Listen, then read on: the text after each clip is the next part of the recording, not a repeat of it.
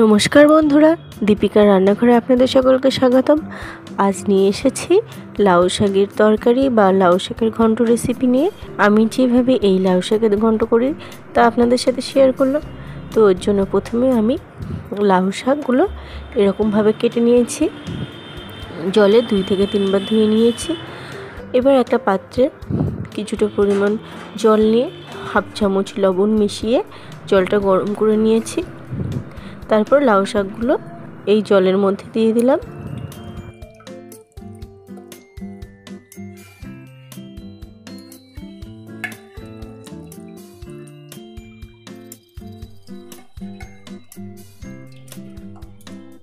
ঢাকা দিয়ে দিলাম। ঢাকা দিয়ে 4 থেকে 5 মিনিট মতন এটাকে ভাপিয়ে নেব। দেখুন ভাপানো হয়ে গেছে। এতে শাকের একটা উগ্র গন্ধ থাকে, সেটা কেটে যায়।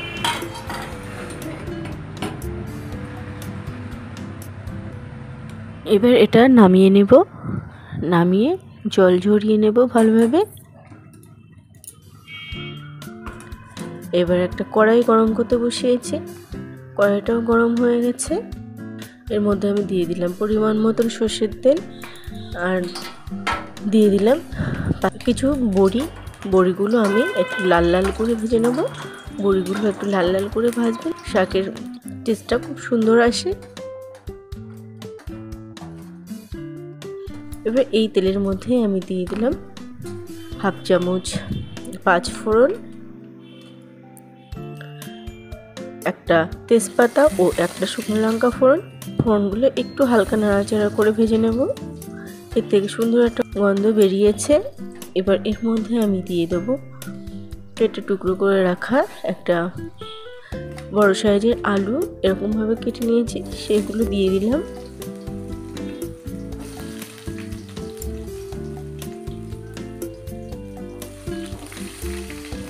এবার এগুলোকে আমি লাল লাল করে ভেজে নেব।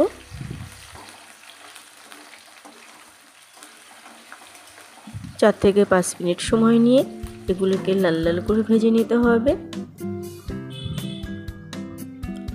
দেখুন এগুলো ভাজা হয়ে গেছে। এরপর এর মধ্যে দিয়ে দিলাম জল ঝরিয়ে রাখা সিদ্ধ করা লাউ শাক। লাউ শাকটা দিয়ে একটু হালকা নাড়াচাড়া করে নিলাম। 4 থেকে 5 মিনিট সময় নিয়ে একটু ভাজা ভাজা করে নেব, তাহলে লাউ শাকের টেস্টটা খুব সুন্দর হবে।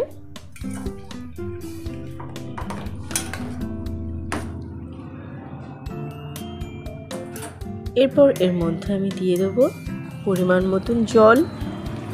এই তো লাউ শাকগুলো আগেও সিদ্ধ করেছি, তাই এখানে বেশি জল লাগবে না, অল্প একটু জল দিয়ে দেব। আর দিয়ে দিলাম স্বাদ অনুযায়ী লবণ, আর দিয়ে দেবো রঙের জন্য হলুদ গুঁড়ো,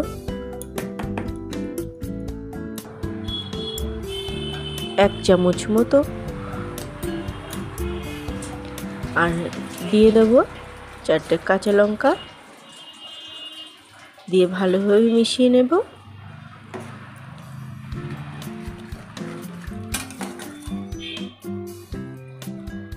এবার এটা 8 থেকে 10 মিনিট মতন ঢাকা দিয়ে রান্না হতে দেব। 8 থেকে 10 মিনিট পরে দেখুন এটা অনেকটা সিদ্ধ হয়ে গেছে। একটু ঝোল ঝোল আছে, এই সময় আমি বড়িগুলো দিয়ে দেব। এরপর দিয়ে দিলাম আমি 2 চামচ মতন আখের গুড়। আপনারা এখানে চিনিও ব্যবহার করতে পারেন, তবে গুড় ব্যবহার করলে গুড়ের পুষ্টিগুণটা বেশি হয়, খেতে খারাপ হয় না।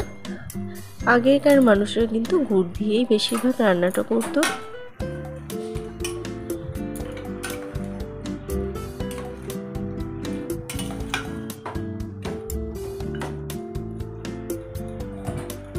এবার ঢাকা দিয়ে আমি আরও 4 থেকে 5 মিনিট রান্না করে নিয়েছি। দেখুন ঝোলটা শুকিয়ে এসছে, শাকটাও কষা কষা হয়ে গেছে। এবার একটু আলুগুলো আমি কেটে কেটে দেব, শাকের সাথে মিশিয়ে দেব, তাহলে শাকটা খেতে আরও ভালো লাগবে। আপনারা এখানে বড়িগুলো একটু ভেঙে ভেঙে দিতে পারেন, তাহলে আরও খেতে ভালো লাগবে। তো রেডি হয়ে গেল লাউ শাকের ঘন্ট। এবার একটা পাত্রে নামিয়ে নিলাম। এটি গরম ভাতের সাথে খেতে ভালো লাগে। তো বন্ধুরা, আপনাদের রেসিপিটা কেমন লাগলো অবশ্যই কমেন্ট করে জানাবেন। ভালো লাগলে একটা লাইক দেবেন, আর আমার চ্যানেলে নতুন বন্ধু হয়ে থাকলে চ্যানেলটি সাবস্ক্রাইব করার জন্য অনুরোধ রইল। আবারও হাজির হব অন্য কোনো রেসিপি নিয়ে। সবাই ভালো থাকবেন, সুস্থ থাকবেন।